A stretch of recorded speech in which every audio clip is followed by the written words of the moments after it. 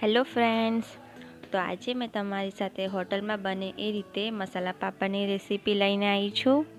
તેના માટે પહેલાં આપણે એક તવો ગરમ કરી દઈશું થોડોક, અને તવો ગરમ થયા પછી આપણે જે પાપડ હતો એ પાપડ તવા પર શેકાવા મૂકી દઈશું। તવો જરાક ગરમ થઈ રહે એટલે આપણે પાપડ ઉપર મૂકી દેવાનો અને પછી આ રીતે એને શેકાવા દેવાનો છે। આપણે પાપડ વધારે શેકાવા દેવા નથી, આ રીતે થોડુંક શેકાવા દેવાનો છે।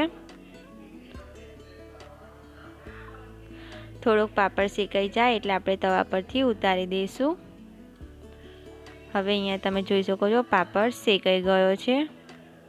હવે આપણે મસાલા પાપડ બનાવવાનું ચાલુ કરીએ।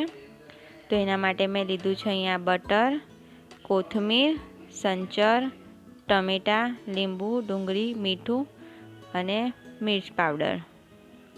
તો હવે આપણે પાપડ પર પહેલાં બટર લગાવીશું।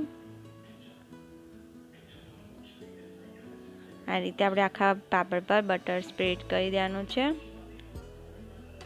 એના પછી આપણે મરચું થોડુંક નાખીશું ઉપરથી।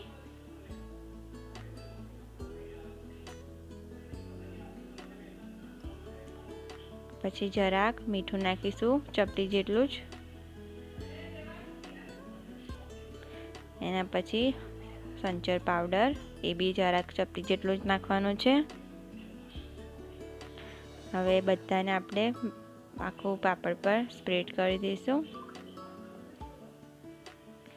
હવે ઉપરથી આપણે અહીંયા ડુંગળી નાખીશું પહેલાં, એના પછી ટમેટો એડ કરીશું। ટમેટા એડ થયા પછી આપણે અહીંયા લીંબુનો રસ બી એડ કરીશું।